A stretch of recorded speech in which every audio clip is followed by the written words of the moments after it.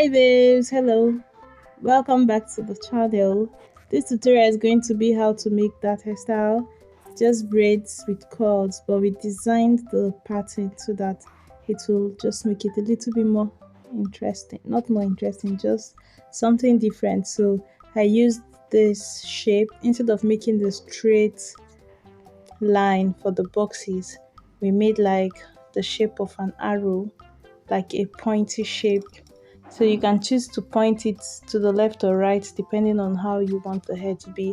On this side, I started with the arrow facing towards the left, and I went to the left all through. You can change it like one line to the left, one right to the next line to the right, the next line to the left, the next one to the right. Just like you can do that, or you can make all of them face one angle. It just makes the hair more a little bit more interesting. Yeah. So in the course of the video, you're going to see me braid her hair. I just chose some sections so that you see how I grip, how you'll see how I part, how I grip, how I braid, and how I knot the end of the hair. Then you're also going to see me coil, dip it in hot water, and all those good stuffs. You see what we use in coiling. We didn't use coiling ones. You'll see everything. Please don't forget to leave a thumbs up if you like the video and enjoy.